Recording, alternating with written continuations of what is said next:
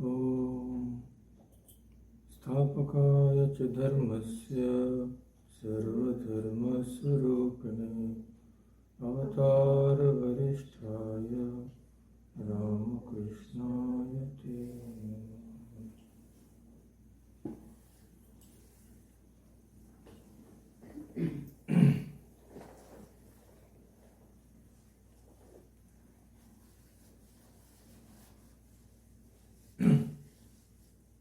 So we'll be carrying forward our discussion which we had started on Western philosophy. We had seen the beginnings and of course the use of philosophy.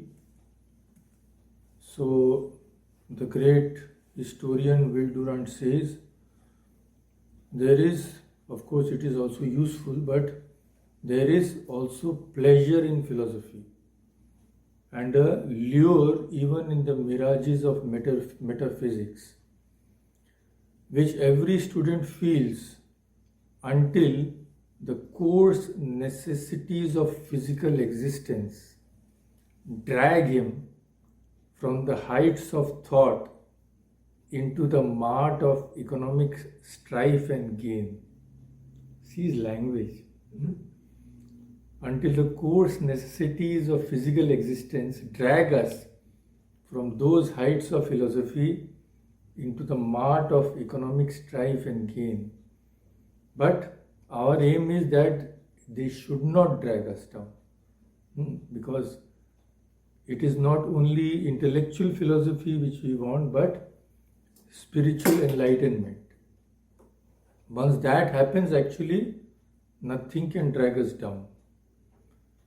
So then he carries on, philosophy is what Plato calls it, that dear delight, when the love of a modestly elusive truth seemed more glorious incomparably than the lust for the ways of the flesh and the dross of the world. Wonderful language. So let us then again travel to the country which is considered the cradle of Western civilization, being the birthplace of democracy, Western philosophy, Western literature, political science, and many other things. That is Greece. And last time what we had studied, that Athens and Sparta, they combined to defeat the Persian invasion of Greece. That was in around 490-470 BC. Because of this victory, the nation prospered and the growth of wealth brought the leisure and security which are the prerequisite of research and speculation, and philosophy began. Thus, this is how beautifully Will Durant puts it. Then we had traveled to Miletus, the site of the origin of Greek philosophical and scientific tradition, where Thales, 640 BC, who was known as one of the 7 wise men, followed by Anaximander and Anaximenes, speculated about the material constitution of the world. So we have already discussed Thales. Today we will discuss 4 other pre-Socratic philosophers. First I will just have a little recapitulation. Show you the map of Miletus.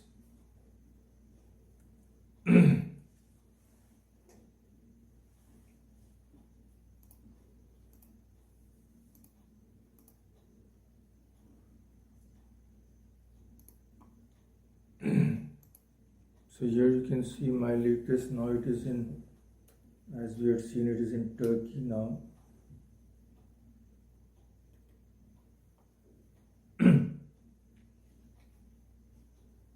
And this is the bust of Thales, and just a little recapitulation what we had discussed last time.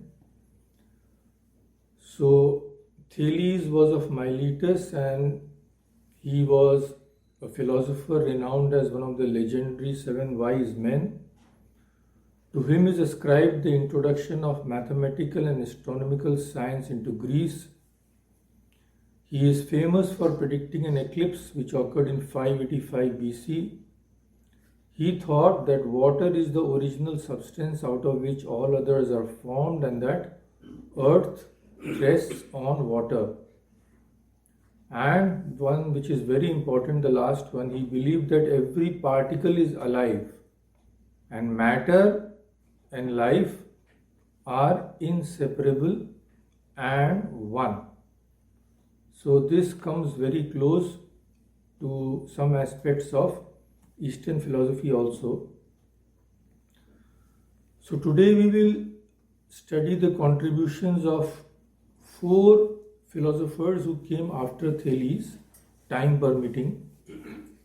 So first is Anaximander, then Anaximenes, then Xenophanes, and Parmenides. So these 4, and it is amazing how similar some of the thoughts of these philosophers are to Eastern philosophy. I was really amazed especially when I was studying Parmenides. So I'm sure you will all enjoy. So let us start from Anaximander. Anaximander was one of the greatest minds. So let us try to see his contribution. After Thales comes Anaximander. Anaximander is supposed to be a student of Thales.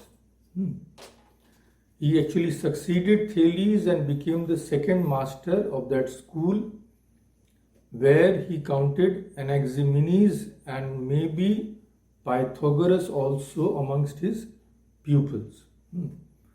So this is the, by stages. First Thales, then comes Anaximander, then comes Anaximenes. So like our Indian, Guru, Shishya, like that, they also had this. So Anaximander was such an important figure in Greek philosophy. It is said that the history of written Greek philosophy starts with him. Before that, we do not know if anybody actually wrote down their philosophy. But of course, what he wrote in prose has been lost, and most of what we know about Anaximander comes from Aristotle. So Anaximander's one of the great contribution was he was the first to conceive a mechanical model of the whole universe, what they knew as the universe.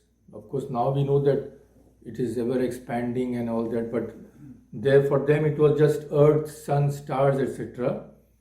So he was the first to conceive a model that how actually they are placed. Because we should remember, like last time we had said that the early Greek philosophers were also astronomers. So in his model, the earth floats very still in the center of the infinite reality, and it is not supported by anything. So this was the first time that somebody conceived that the earth is not resting on water or on ground or something, it is unsupported. And he said that the earth's shape is that of a cylinder with a height 1/3 of its diameter. So diameter is long, but height is like this, something like a flying saucer, as we see.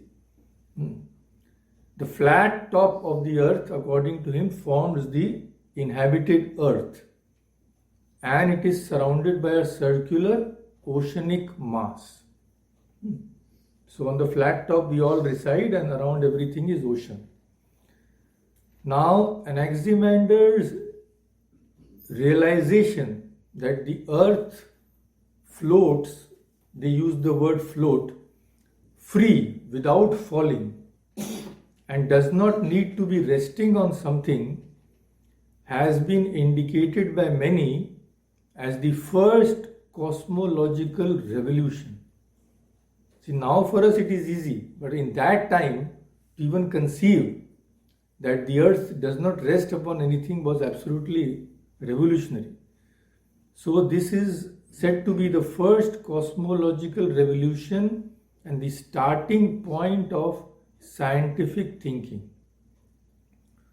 One Mr. Karl Popper, who is supposed to be a renowned astronomer maybe, he said this is one of the boldest and the most revolutionary idea in the whole history of human thinking. Of course, in that field, in astronomical field. And his great astronomical speculations, Anaximander's speculations were, we will just note the three most important speculations. First, he said that the celestial bodies make full circles. So from this it is evident that they knew that there were other planets also. So he said that these bodies make full circles and also pass beneath the earth. This was the first thing. The second, we have seen that the earth floats free and unsupported in space. And the next brilliant observation was that the celestial bodies lie behind one another. So this was all when telescope and all was unheard of. So we should remember that all these things are not something he could have observed, because there was no way of observing, but conclusions which he must have drawn. So, and now regarding the first principle, see, this was a revolutionary thought of Anaximander. Thales, we see that he thought everything has come from water, and some other philosophers we'll see later, they said everything has come from air or something. But Thales comes so close to Eastern philosophy when he says the first principle, according to him, was a vast, indefinite, boundless mass, possessing no specific qualities, but developing by its inherent forces into all the varied realities of the world. So this comes so close to the Sankhya philosophy that Prakriti is a boundless mass according to Sankhya. It is infinite. And we have seen that Prakriti evolves into all these countless worldly objects. So here also, according to him, the first principle of the universe is a boundless mass possessing no specific qualities, but developing by its inherent forces, nothing from outside, into all the varied realities of the world. And this animate and eternal but impersonal and unmoral infinite is the only God in Anaximander's system. It is the unvarying and the everlasting one, as distinguished from the mutable many of the worldly things. See, how could he even fathom this without having some realization? It is practically impossible. He must have had something he must have experienced. So, this thought that one eternal substance is the source of everything, which we are well acquainted with in our own philosophy, in the Eastern philosophy, this school of thought in Western philosophy is called the Eleatic school. It is written with a T, Eleatic, but it is pronounced as D. So that is known as the Eleatic school. Why I am mentioning? Because we will study other philosophers also who carried this thought further. So, according to this, only that one eternal thing is real. So, how does it differ from our own Eastern philosophy? And according to them, from this characterless infinite are born new worlds in endless succession. And to it, in endless succession, they return as they evolve and die. So this is so similar to our Eastern philosophies that creation is cyclic. When they say that everything evolves, then again is merged into that reality, from again it evolves. So there is one in the life of Sri Ramakrishna and Swami Vivekananda also, there is that incident that Swami Vivekananda once had a vision of a triangle and it was bright with a supernatural light. So he told this to Sri Ramakrishna about this vision. Then Sri Ramakrishna told him, that is very good, you have seen the Brahma Yoni. Yoni means something from which everything is born. Then Sri Ramakrishna said, you have seen only the triangle, but I also saw that from that triangle were born infinite worlds every moment. So that is their realization. And see how close these people are coming to this. When they say that from this characterless infinite are born new worlds in endless succession, there is no halting. New universes are being created. So Anaximander most probably was the first in the Western world to claim that there is something eternal. Behind this world of change, there is something eternal which does not die. And that indestructible something out of which everything arises and into which everything again goes back. So in the Western philosophy, he is supposed to be the first metaphysician. Metaphysics, you know, which inquires about the ultimate reality. So he can be said to be the first one. So regarding this revolutionary hypothesis his argument was, everything has an origin or is an origin. See how he argues. Everything in the world has to have an origin, cause and effect. Nothing can come out of zero. So everything has an origin or it itself is an origin. The boundless, the infinite, has no origin. That is the first origin of everything. Because if it had an origin, then it would have a limit. Moreover, it is both unborn and immortal, being a kind of origin itself. For that which has become has also necessarily an end. See his argument. If something has been born, which something has become, if something has an origin, it has to have an end also. That is why the boundless infinite has no origin, it is unborn. So, since there is a termination to every process of destruction, the unborn is neither born nor does it die. And the next thing was, he was the first to publish a map of the world, first person. So I'll just show you his, thanks to the internet, we have all these very close to us.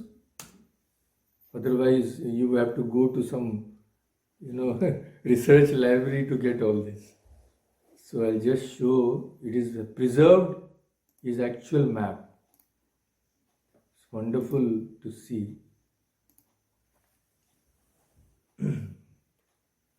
See, this is the map. So you can see, according to him, the earth was in the center.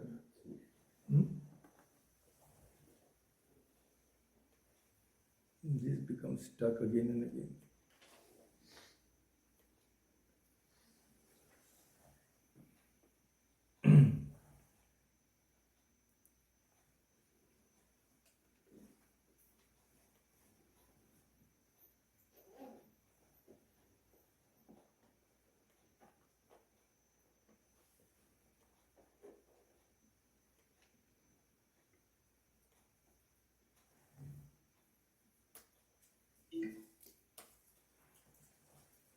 So it will come. So the earth is the center and the stars encircle the earth. He thought the stars are closer to the earth than the sun and moon, and then the moon and then the sun. So, and also the numbers are there. I don't really know what they mean. Maybe the ratio of the distances 10, then again 10, then again 10, like that. Yeah. So this is his map of the universe. Then the interesting thing is, once he predicted an earthquake. So we have seen the map of Athens and Sparta.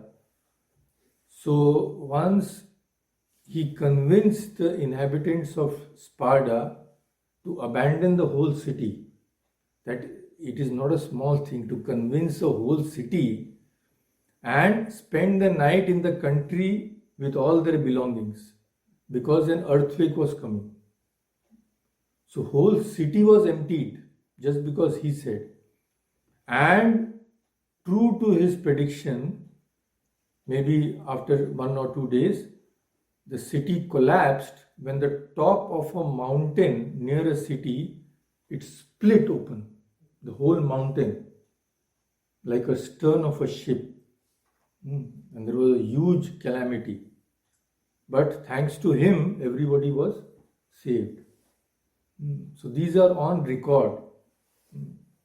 So he was he is supposed to be one of the really very great thinkers of his time.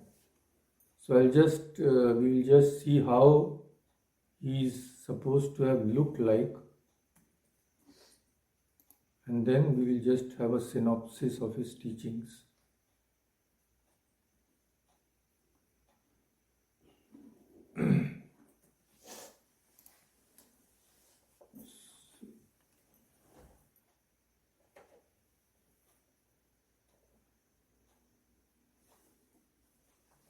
This is his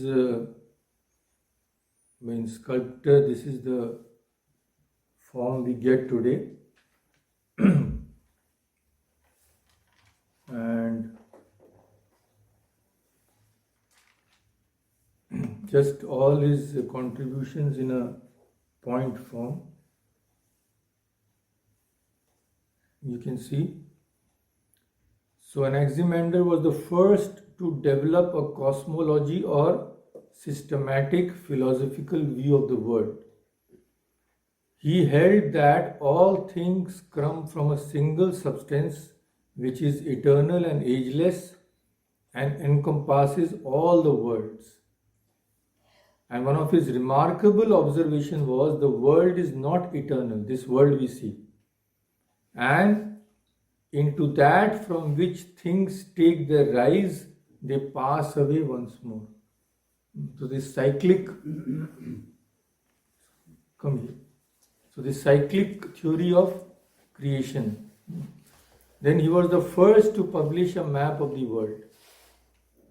And last of all, 3 of his great astronomical speculations are: celestial bodies make full circles and pass also beneath the earth.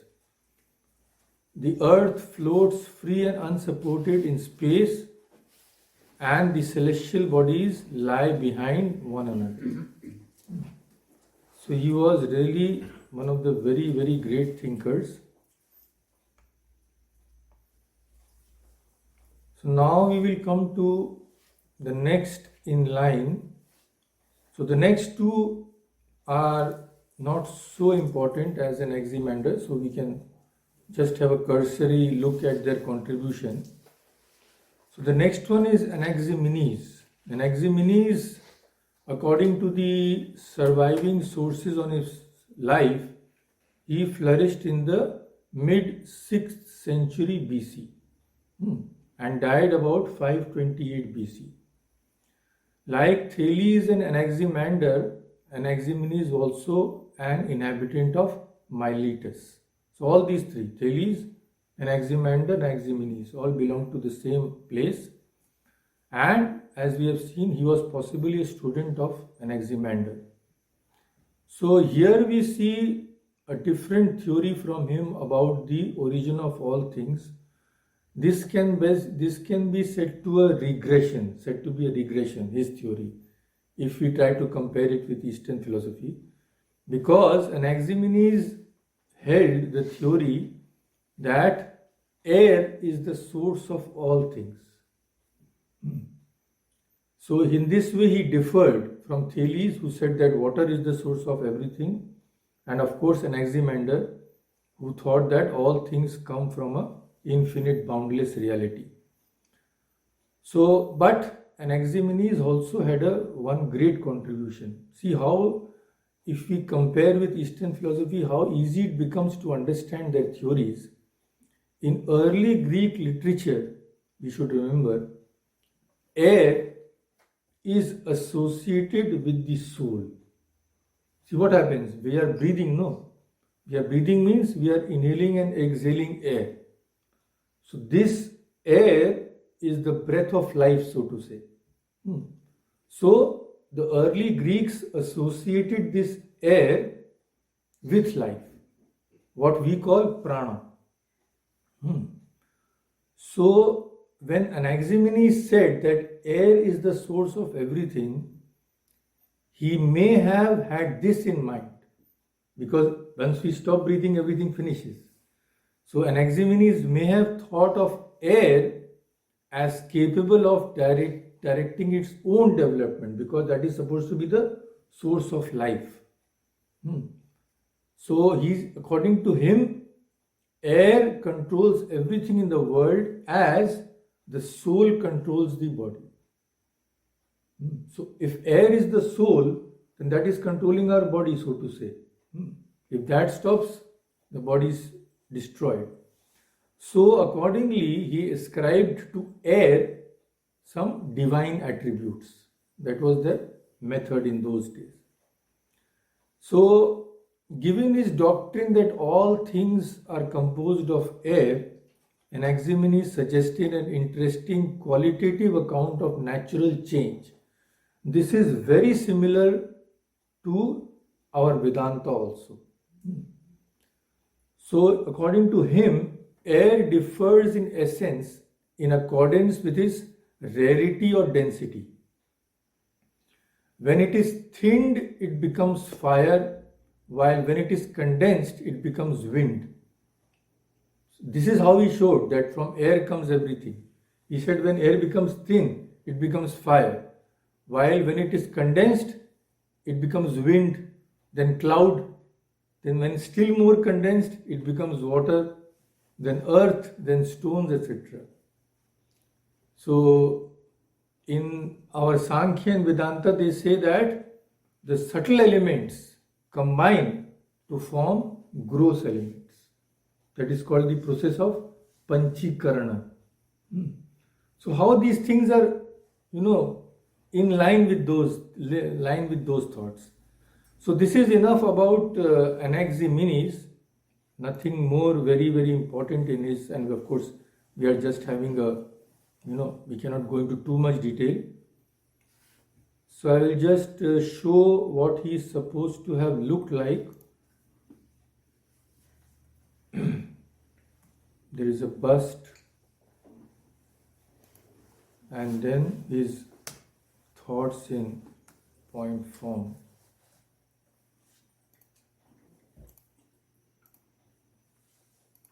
This is the bust of Anaximenes.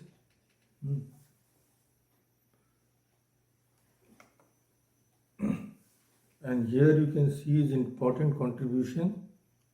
So 545 BC, and you can see there is evidence that he made the common analogy between the divine air that sustains the universe and the human air or soul that animates people. So this is something significant. Such a comparison between a macrocosm and a microcosm would also permit him to maintain a unity behind this diversity. This is such an important breakthrough, as well as to reinforce the view of his contemporaries that there is an overarching principle regulating all life and behavior. So this is so close to the theory of prana, which we have already studied. How Swami Vivekananda says that it is one prana which is the source of all the energy in the world. So they are just substituting terms, but the principle is the same. So it is really a wonderful study. Now let us go to the next philosopher in line, which is Xenophanes. Xenophanes also, we won't go into much detail, but some points are very important. So these three Thales, Anaximander and Anaximenes were from Miletus, but Xenophanes was from a small town called Colophon, Colophon, in a place called Ionia in Greece. So what is Xenophanes known for? He is commonly remembered primarily for his criticism of popular religion as it was then, and particularly false conceptions of the divine. So for this we have to have an idea of how the Greeks used to think. See, there is what is called anthropomorphizing. Anthropomorphizing means that the images of God is also thought to be only a human. Anthropomorphize means to see God in our own image. Like we are human beings, so also try to imagine God as a human being, but with elevated powers and all that.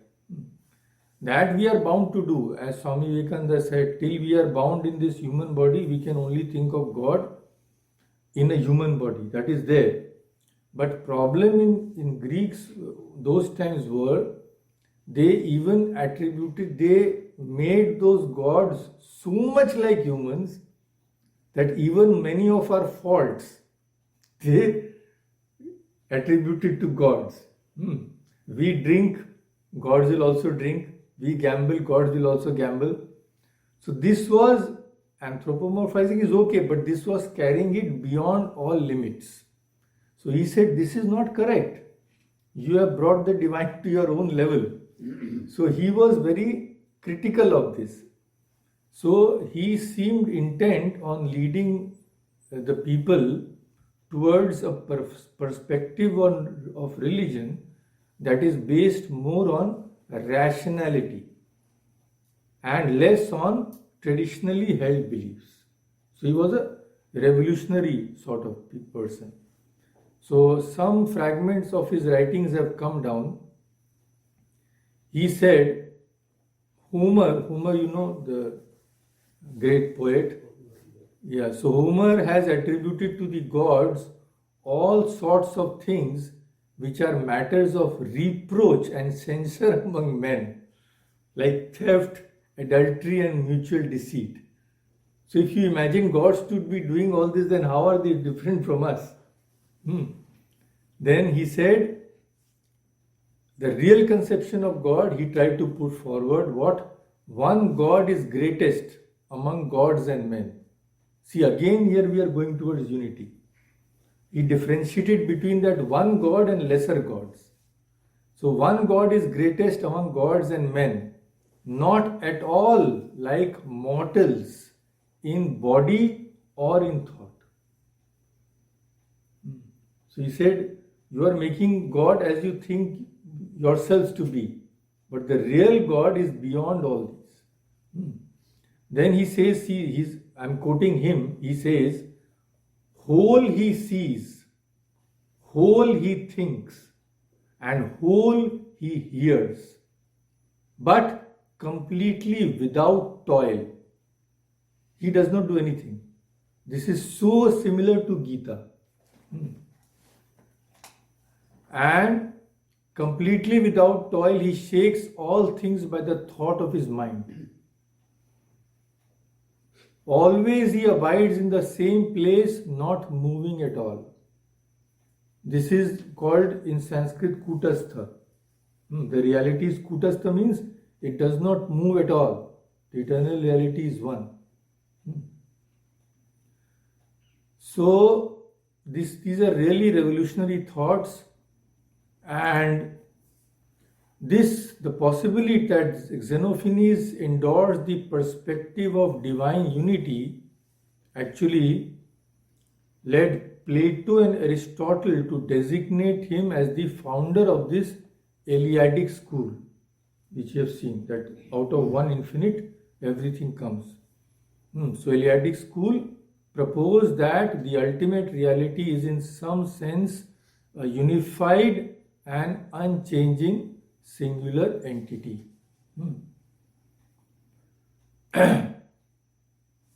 So just we will see how he looked like, then some of his primary teachings.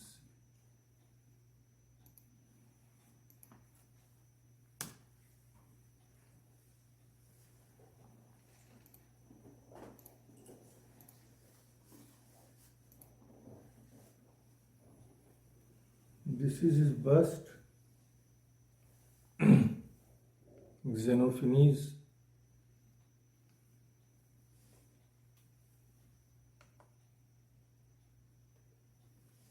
And about him in a short form, Greek poet and religious thinker and reputed precursor of the Eleatic school of philosophy, which stressed unity rather than diversity, and viewed the separate existence of material things as apparent rather than real.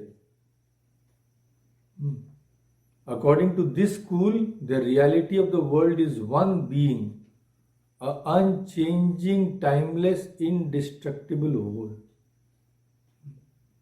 So how similar it is to many of Eastern philosophical schools.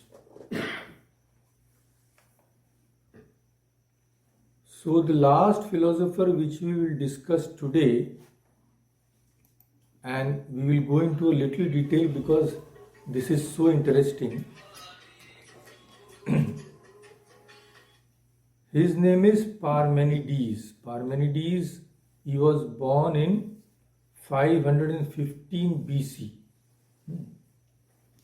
And of course, a pre-Socratic Greek philosopher. So Parmenides is also credited as being the father of metaphysics, because he was the first philosopher to inquire into the nature of existence itself, and he was the first to employ deductive arguments to justify his claims. He said, don't believe only because I say so, but I will show you by reasoning. So he also competes with Aristotle for the title the father of logic. So he was a very, very important figure, and Parmenides is commonly thought of as the founder of this Eleatic school.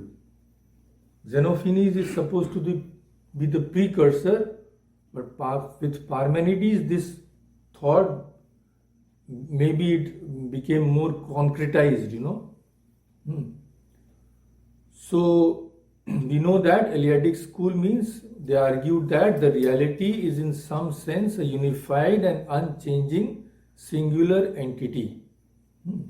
This has often been understood to mean that there is just one thing in all of existence, ungenerated and deathless, whole and uniform, and still and perfect. Still, why? Because where can infinity go? Only something which is limited in size can travel. But if something is already pervading everything, where can it go? So wonderful, see how close it comes to Advaita. Parmenides said that change is an illusion. Appearances change, but not the essence of reality, which is shared by every human being. Each soul is divine, Swami Vivekananda said. That which one experiences and fears as change is illusory, because all living things share in the same essential essence. Our essence is the same. Then he says our senses fool us. Senses tell us that there is no change in this. But we know that now atomic theory says that it is always changing. So he also said one cannot trust the senses to interpret a reality which suggests change, because the senses are unreliable. Now, just imagine if a person has not had a glimpse of something beyond the senses, how can he say this thing? That the senses delude us.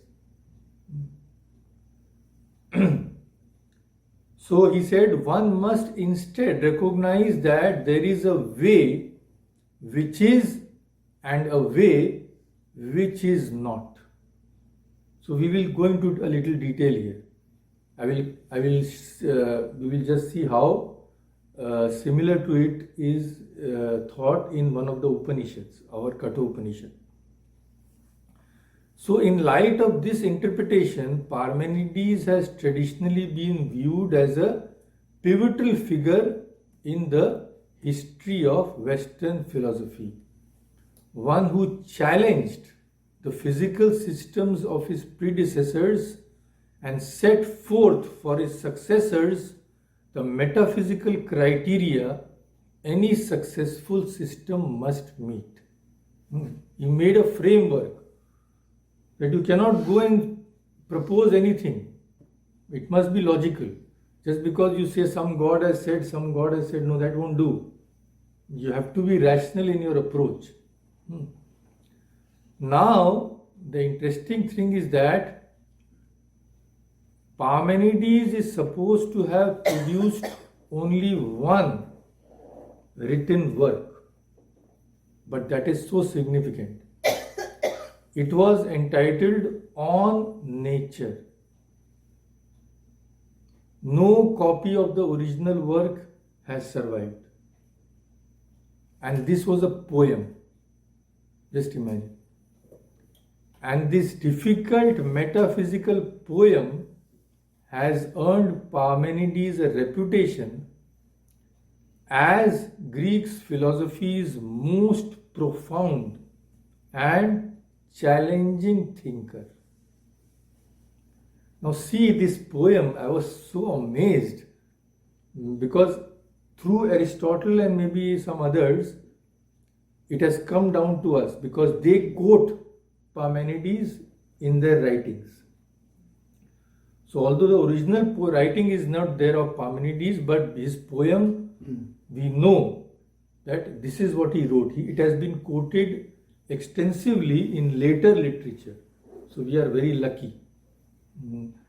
Now he teaches like so similar to the Eastern tradition. In Eastern tradition, what? We make a some story, allegorical, something like that. Like in Kathopanishad, the whole Upanishad is what? The whole Upanishad is the teaching of king of death, Yama, to Nachiketa. So Nachiketa goes to death because his father sends him. Then he inquires from Yamraja that everything passes away. Is there something eternal here? Then Yama instructs him. So how similar this is. So it's a very long poem, this on nature, this Parmenides' poem. Now the prelude to the poem features a young man. He is going on a spiritual journey in search of enlightenment. It is a first-person account of an unnamed youth, generally taken to be Parmenides himself, traveling along a divine path to meet a goddess. The youth describes himself riding in a chariot with fire-blazing wheels, turning on pipe-whistling axles, which seem to be traversing the heavens. So he's going beyond the world, just like Nachiketa is going to Yamraja, beyond the world. The chariot is drawn by mares steered by the daughters of the sun. They are also divine beings. And the whole party eventually arrives at two tightly locked bronze-fitted gates. These gates, in Greek philosophy, they said to be the gates of night and day. So many have thought that this chariot journey involved an ascent into the heavens or light. This is a metaphor for achieving enlightenment or knowledge and for escaping from darkness or ignorance. So our asato ma sadgamaya lead us from what is not true to the truth. Tamaso ma jyotirgamaya lead us from darkness to light. So this is also supposed to be the same thing. And this is this journey, and the rest of the poem consists of a narration from the perspective of that goddess.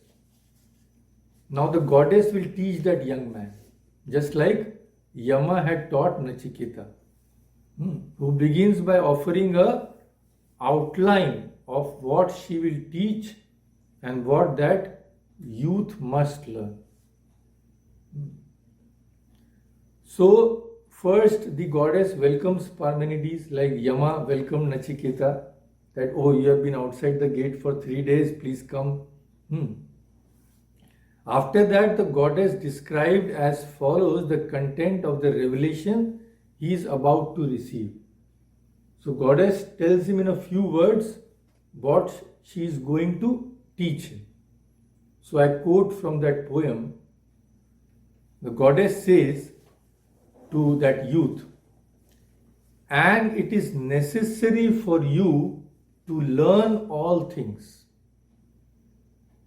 both the still heart of persuasive reality, this is the reality, actual truth, and also the opinion of mortals." Here mortals means ignorant men.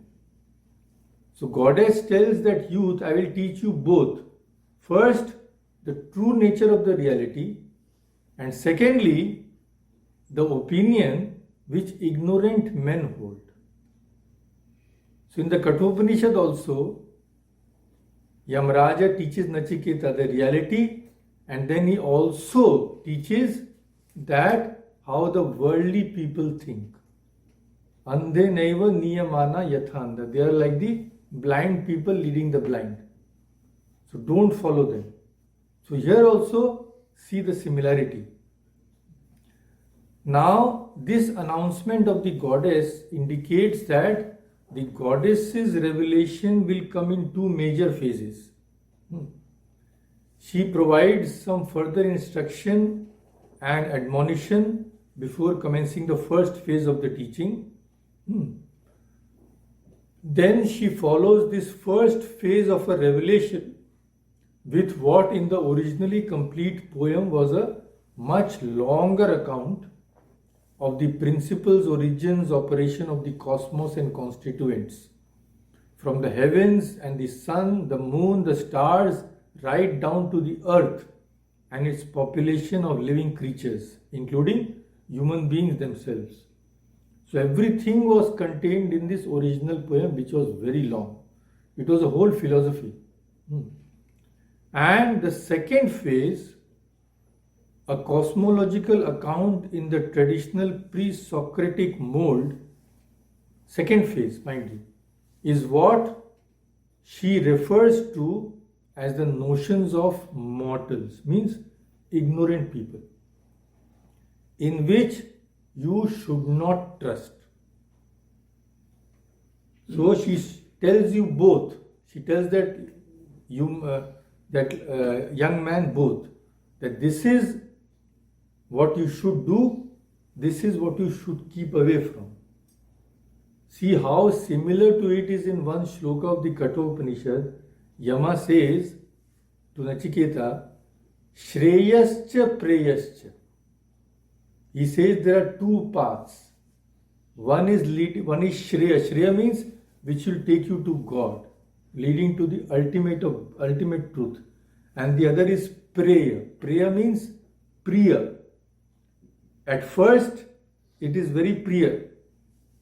It will seem very nice, but it is the way of the ignorant. So here also the goddess teaches that youth, both these things.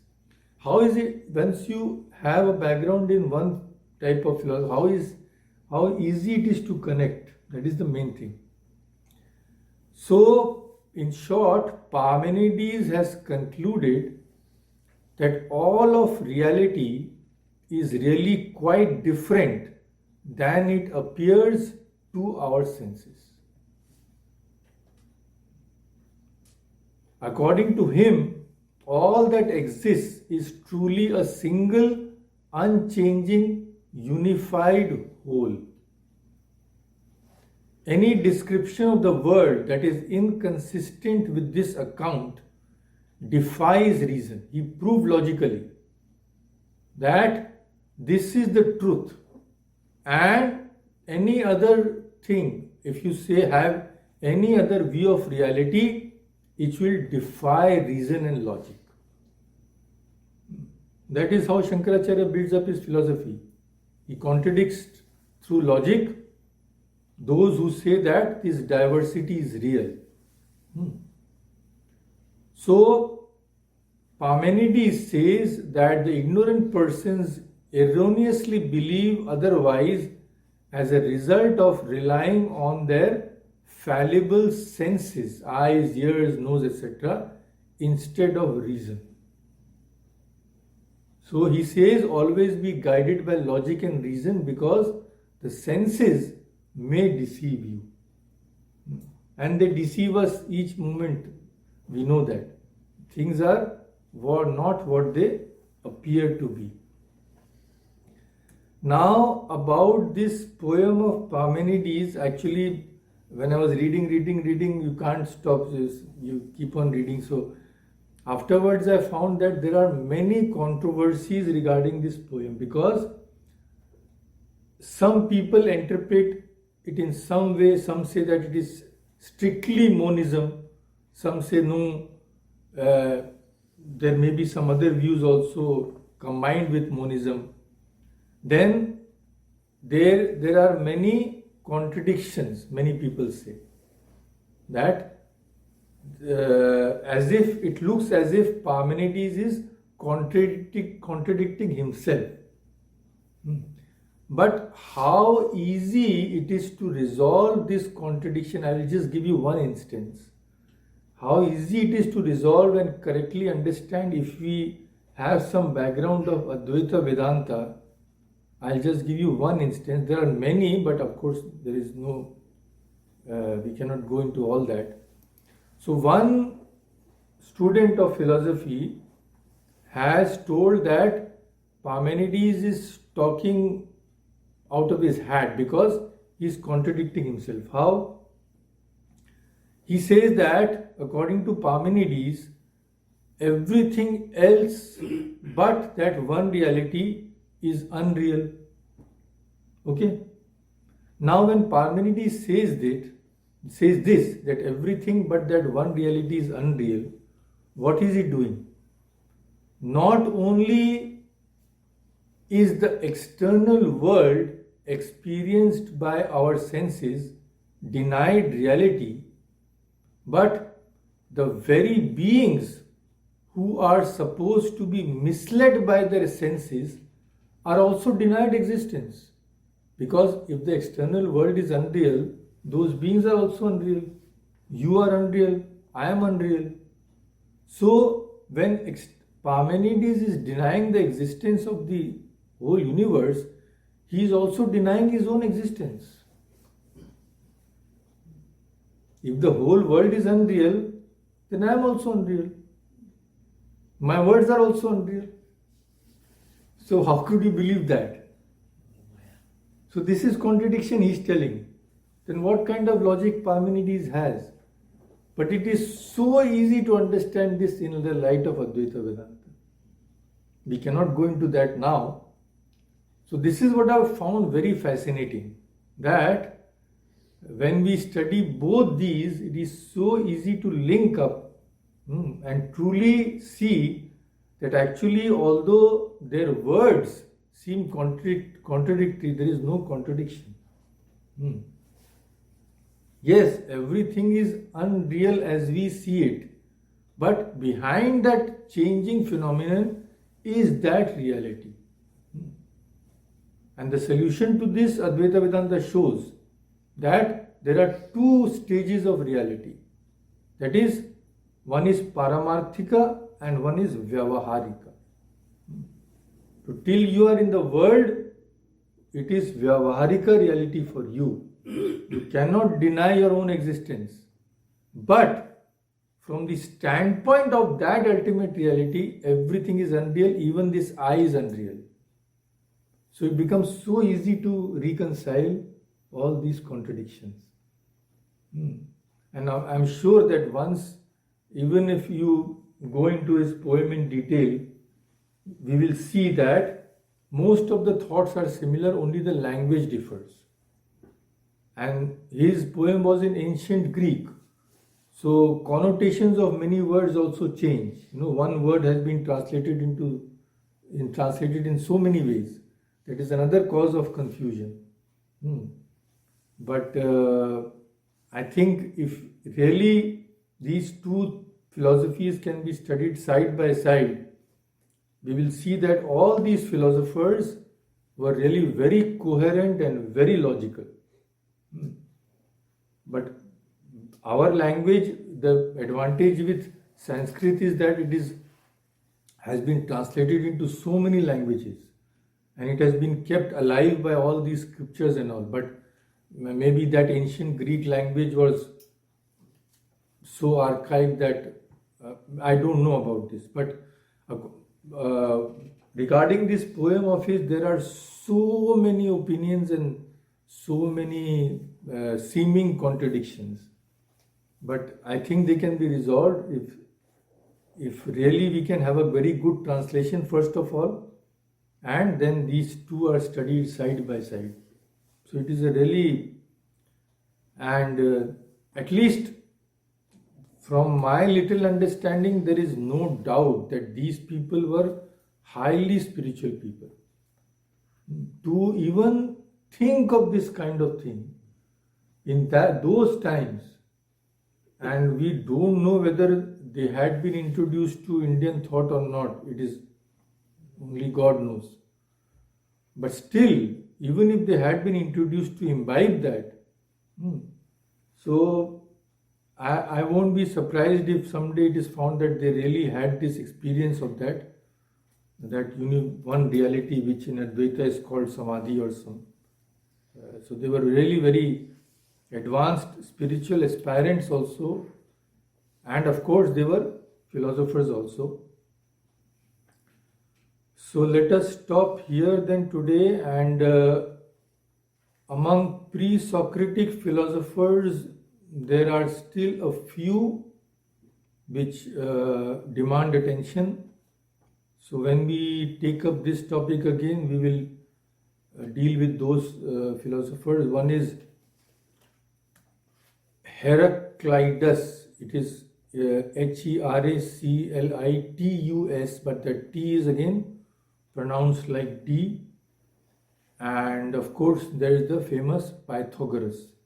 Pythagoras is supposed to have influenced Plato and Aristotle a great deal. And that is one name which every student knows because of that theorem we all know. So, let us end this discussion here. Om Shanti Shanti Shanti Hari Om Tat Sat Shri Ram Krishna Arpanastu.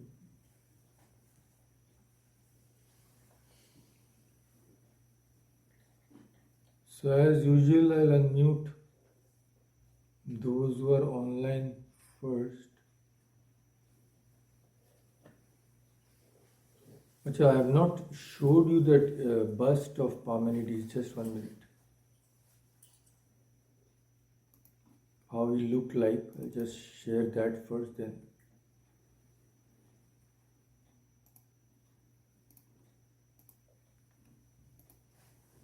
This is the bust of this great man. And his contribution in point form, philosopher of southern Italy who founded the Eleatic school, one of the leading pre-Socratic schools of Greek thought, held that multiplicity of existing things, their changing forms and motion are but an appearance of a single eternal reality, being, and that therefore all is one. From this concept of being, he went on to say that all claims of change or of non-being are illogical. He is considered one of the founders of metaphysics. Very, very important figure in ancient Greek philosophy.